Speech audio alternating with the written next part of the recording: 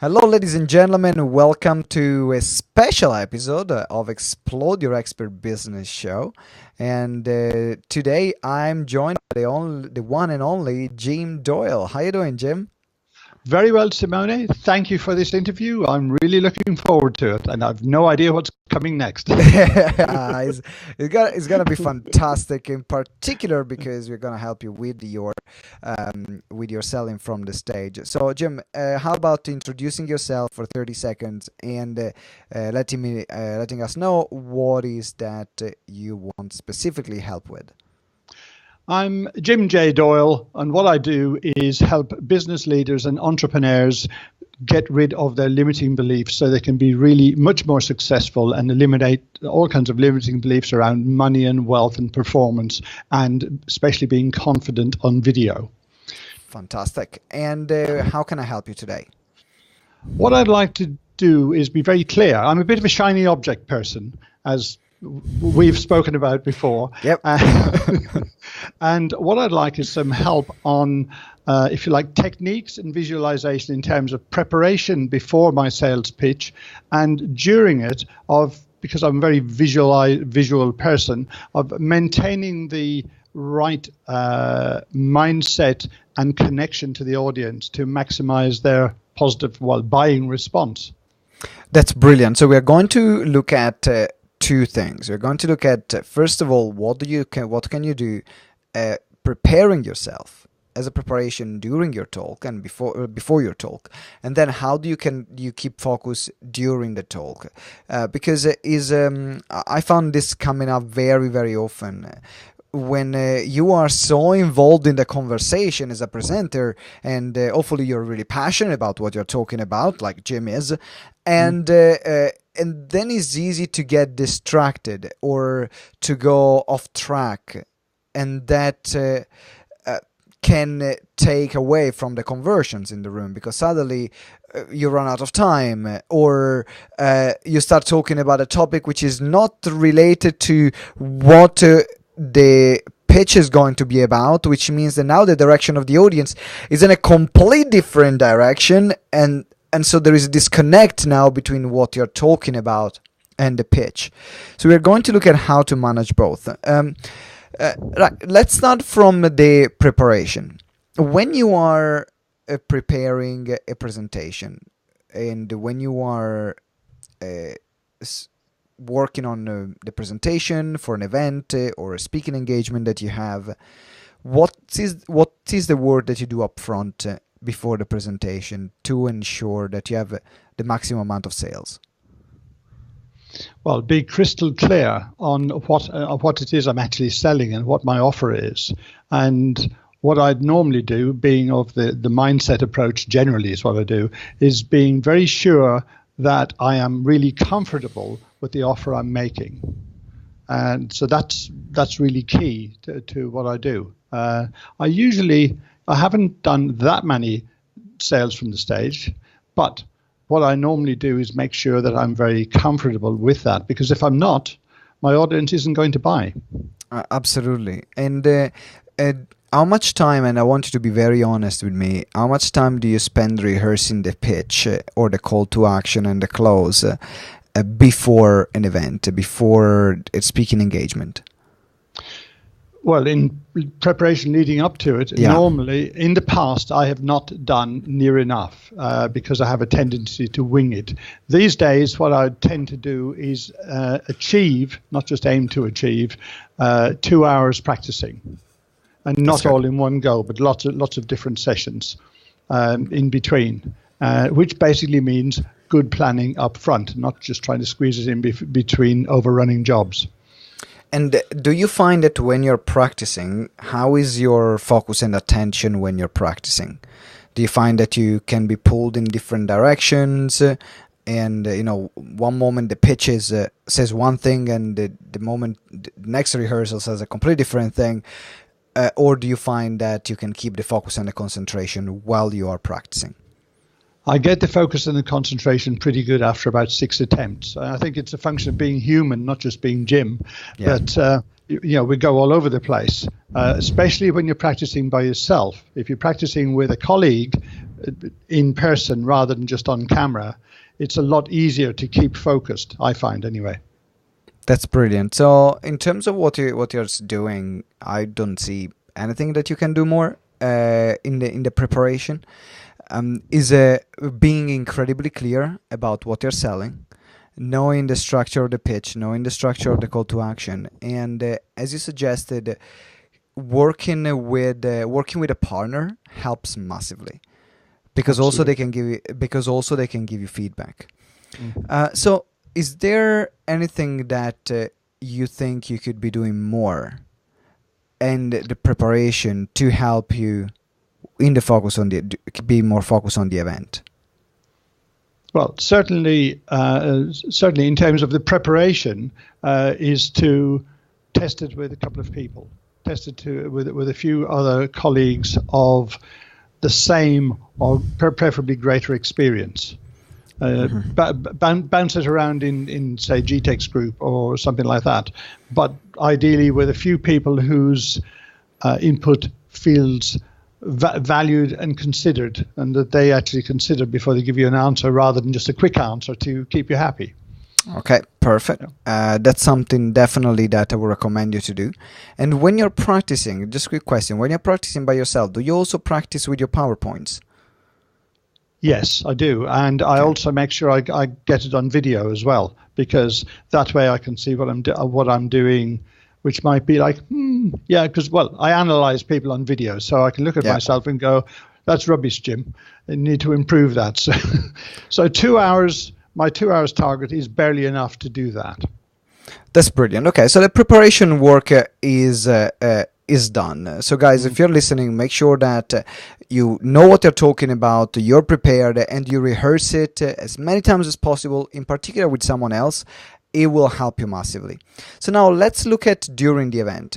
What challenges do you face in terms of keeping focus during the event? Where do you find, can you give me an example of few moments where you kind of lost that focus or lost the grip and that impacted the call to action later? Well, as I said, a bit of a shiny object person. Give me a Q&A session, and it's very easy for me to go off on tangents, which is not very good.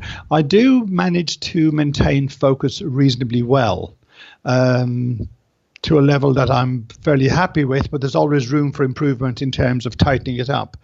I don't want to give a really rigid talk. I want to give something that's empathic, that's resonant, that's passionate, and yeah, so that I believe what I'm saying, so I'm connected to it. So I have to be careful. I just literally have to be careful and pay attention to not go out on those tangents. Right. So this is something that it will help you massively during the Q&A, because you've seen me speak many times, and I love the interaction. I love responding to Q&As like yourself, and I think it's really important to build the element of interaction in the talk, because it builds even more rapport with the audience. Now, to keep in managing, my rule of thumb is the question aligned in tune with what is the main topic and what I'm going to sell later? So I'm looking at the question that come in, and I'm saying, if I notice that this is a distraction and is not conducive to me showing my abilities to deliver, my knowledge, and is not giving the audience a relevant answer that can be useful to everyone, given the context. Because what happens when you're having this Q&A, people will come in the room because they will want to know about a specific topic, and then one person will ask a question that will be relevant for everyone and adds to the room, and other people will ask questions that are very personal, and somehow it alienates the room, because then you have now 90% of the room that cannot relate with that question, or is completely off topic, but is very relevant for the person who is asking. So if I spot that question is not relevant and not in tune with the topic that you're covering, I would say, great question. Let me answer it later when we have finished the presentation. because now we will go off, because otherwise we will go off topic. I have actually done that with 150 people before now. Somebody asked a completely off-the-wall question, which was possibly related. Well, it was out here related. It wasn't on focus. And I just said, yeah, highly detailed, great question, but let's talk about it later. Absolutely. So that's something that you can keep doing and be even more mindful when you're doing it. And the other part, and the other thing that I would recommend is always have a set time for when you're going to make the pitch, for when you're going to make the call to action. So, for example, I always leave about 10 to 15 minutes, if it's a 1 hour talk, about 15 minutes for the call to action. Which means that no matter what I'm talking about, no matter what Q&A, I know when someone is giving me the sign that there are 20 minutes left, I know that it's time for me to wrap up and to start selling. So that can be, it's really important in that case that you communicate with someone in the room. They can give you a sign when there are 20 minutes left, or depending how long you need for the pitch. If it's a call to action to book a consultation, does it require 15 minutes? Yeah. If you're selling a product, yes, it will require 15 to 20 minutes. But then by having that, you know yourself that you can, now is your time to pitch. So then you can manage your Q&A, you can manage the question, and then you can interrupt in a gentle way, not in a brutal way. Yes. But you can steer the conversation, say, great question, great Q&A. We'd love to keep going, but we need to move forward right now. And I will answer a lot of your questions later on, so make sure you stick around. It's a great way to handle it. Yeah. There was one question, one thing you said on there was being sure that answering the question was relevant to what I was selling later on. Yeah. Yeah, to what I was selling. Very subtle point on there, because in the past, I know I've interpreted those questions as being relevant to what I'm talking about, but not necessarily in the context of what I'm selling. Because I can deal in materials like that wide, but I'm selling something that wide. So the question may be, in my mind, relevant to what I know. So I kind of go into teaching mode instead of staying, like you said, focused on what I'm selling later. So not just the question in the moment. So it's a good case, that one, of not living in the now. But living in the future. It's a really interesting, because a lot of speakers like myself, like yourself, we know a lot about different topics because we have a passion for learning. So when there is a question that we know the answer, and we know that we know the answer, is, as you said, it's easy to step into teaching mode and then create an entire new seminar out of that, because now is an exciting topic to talk about, because I've been studying that topic for such a long time and I want to share it right now. And is about, is this adding value to the ultimate result, ultimate aim, which is making conversions? Yeah, exactly. And then if the answer is yes, great, that's a great question. Or then you can as well, because some question might be relevant and showcase your knowledge and expertise in that field. So you can give an answer, but a much shorter answer. Yes. So then you can manage your time and understand, okay, which question is worth spending more time delving deep into, with the end in mind that I want to sell this product. So if it is a question related to that product, let's say, for example, speaking to camera, let's just give that as an example, and someone asks you a question about energy healing, two things that you can talk about forever. Yep. And now you can show and make the connection between energy healing and speaking to camera. But then I will make the answer about energy healing much shorter. And then someone asks a question about speaking to camera, I will then spend more time there, because the product which is sold is related to speaking to camera. Yeah. But now the fact that you integrate your healing when you're doing your speaking to camera, then you had already a bit of time talking about the healing, so now they can see that you're good also that one. Join the dots. Exactly. Yeah. So it's about prioritizing there and having that at the back of your mind. Yeah. So that's one thing that that you can do. The other part to keep focus is always to have a PowerPoint when you are selling is easier. I know that you have your part, the events that we did with the other lifetime members. You had your PowerPoints. The pitch was very well structured, so you had a lot of the elements in place, and that helps you make sure that you tap into the right points and don't just suddenly start talking about something else in the crucial moment of the call to action. Yeah. Is there any other example where you think you could, knowing yourself, where you could go off track or lose a bit of focus other than one that we have explored? Well, you've just mentioned it actually, which implied it on there, which was when at the Purpose to Abundance talk, I had my PowerPoints, but I didn't actually keep to my slides because I was very comfortable talking about what it was, on whatever topic I was on at the time, to the point where I wasn't using the PowerPoint to follow in the exact sequence. Yeah? I was being very dynamic and passionate with the audience to the point where the projector timed out. And so that is entirely down to me and to anybody else watching, of course, where just to make sure that if you've got PowerPoint, and you need to be comfortable with the timing you're using and stick with it, because if you lose the sync between those, then you've got a break in continuity, you disconnect from the audience. Yes, you were there, great to come and plug it in, but in a different set of circumstances, that could have been much more consequential. It would have been, and this is my recommendation to you now that knowing your style, because if you see also my presentations, I hate PowerPoints personally, right? And we are on the same page. I hate PowerPoint. I use PowerPoint because they help me sell more effectively. So for me, they are an instrument of sales. But when I deliver the content, I'd rather be more with the audience than following a PowerPoint structure, because I know what kind of content I'm going to deliver, and I like to be more facilitative in the way I deliver the content.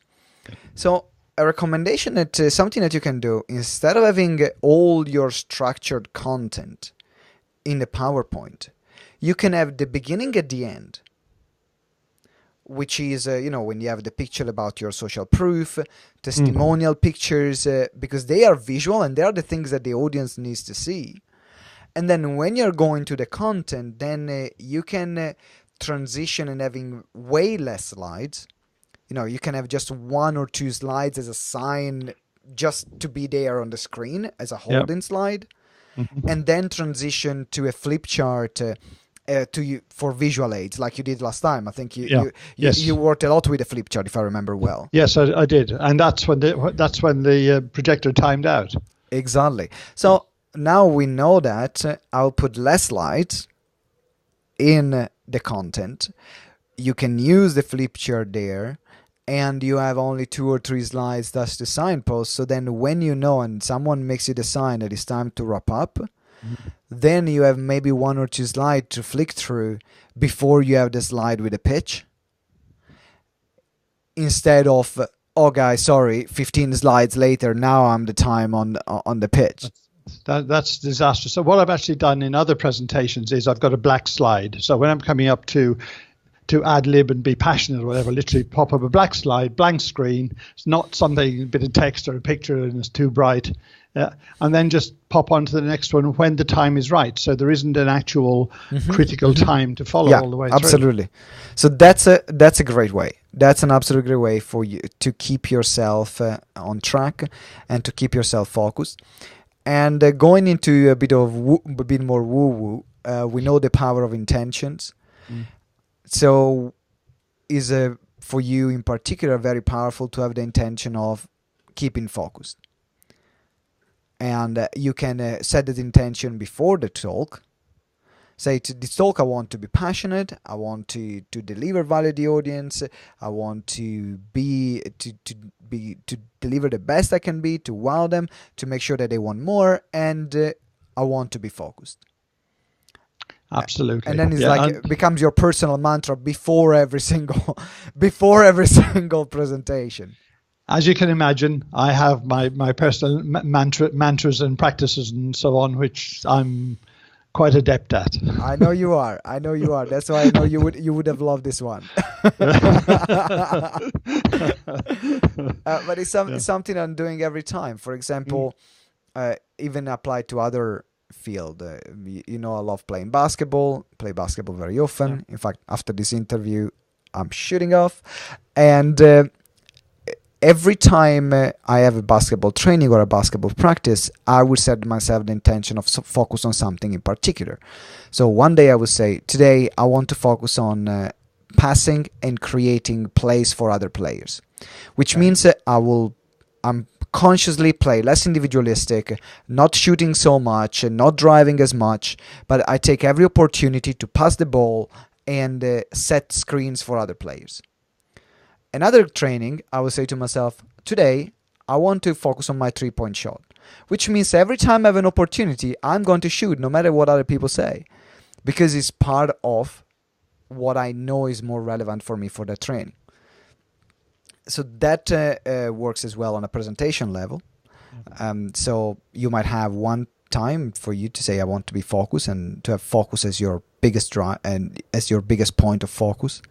Another one could be, I want to make sure I start my close 20 minutes before or 15 minutes or 20 minutes before the end of the presentation. And no matter what's going to happen, I'm going to stick to it.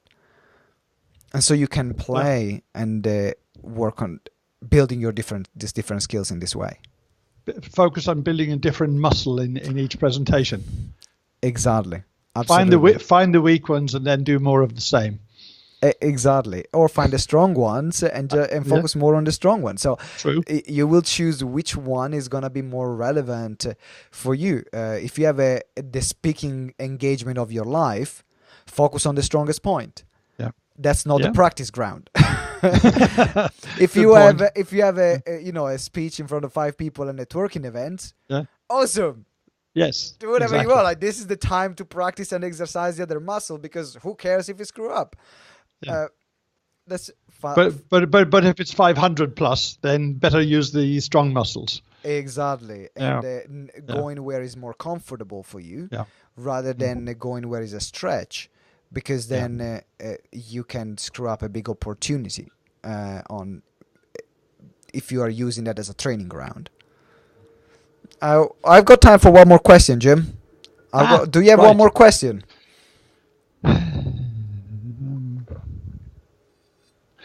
Any preferred method of actually getting the audience to sign up? Now, you've spoken before many times about having people run to the back of the room, but I didn't actually get the impression you were really promoting that. We've both seen it too many times. So the question is, what is the easiest and preferred, from your point of view, getting people to sign up? Easiest. Get their credit card out and go, ka-ching. Easiest is the application close. Yeah. The easiest is by far the application close. Is the easiest to learn, is the easiest to execute, is the one that also gives the highest number of leads from the room, because then you will close them in the consultation one-to-one. The downside of that is that you will have the consultation after the presentation, so life gets in the way. Some people will book and then not show up. We know the drill. So this is the easiest is that one, is the application close. It needs to be executed well, because you will need to have, for example, if it's your own event or is an external event as well, you will need to have a full application that people are going to fill up. It's not just name, email address, and phone number. Because then you will have a much higher level of understanding of what the people, depending even from the answer, how long do they write the answers. If someone is just scribbling 3 words, it's not exactly a commitment. It's not exactly a commitment. But if someone spends time to explain the situation, what they're going through, and why do they need your help, then you know that person is actually really serious about this. Now, it doesn't mean that the person who puts some scribble is not as qualified, but I would then prioritize more the people that have written good information rather than the people that have just put some scribbles that I cannot even read. Right. But with that level of commitment for them to fill in the form and give away their life story, then you wouldn't do that on an evening talk or lunchtime talk or something like that, because they're not likely to have the time, and they'll have the inclination to sort of run away and catch the train or whatever it is. Whereas that's a very good point. If it's in a 2-day, maybe a 1 day, but in a 2-day or a 3-day event, then you've got a different. Not necessarily. Totally Not necessarily. No? Of course, the more time you have with them, the easier it is to create time for this to happen. But you, as a speaker, you create the time. So if you have a 2-hour presentation in an evening or 1 hour and a half, and you know that it's gonna take 10 minutes for them to fill up the application form. True. I account the filling up the application form as a time for the presentation. Of course. Okay, so yeah, I take your point. Okay, so an hour and a half, I would have thought is probably pushing it, but would be my immediate emotional response. But 2 hours, yeah, okay. And yeah, even if you have 1 hour and a half, then you have 1 hour and a half, and then you have the extra 10 minutes to fill up the application form. And as you say, once the actual detail, the actual action of or attachment to filling in the form and a lot of details rather than just a name and an email address is a fair old commitment. Exactly. Yeah. Absolutely. Yeah. And then if you want to use the get in now clause, which is the full clause, with the bonuses, with the discount and people buying right now, I found that I love, there are 3 different ways. One is the rush at the back, which is created by creating a very high level of energy and need, and is more, you step into more the archetype of the motivational speaker there, and is all about getting them to act on some primal instinct. In particular, a lot of speakers that use the technique, they tap into the primal instinct of survival. And that's what get people to run, because they trigger so many times the survival mechanism that then they go into the fight or flight response, which means then the people run at the back of the room. So that's the psychology which is needed to create that rush or that kind of feeling. Another one, I'm not judging any techniques here, because I think that every speaker will have their own technique. And as long as the speaker delivers on what is the word that they promise, I believe that it's okay. That's personally what I believe. Before I was very judgmental. I was like, oh no, why that person is selling in that way? The fact is that if that person is selling in that way and the people that buy are actually getting real transformation and they buy something that they need, that's a strategy. That's fair. It works. Right? So if people love the strategy, they will use that.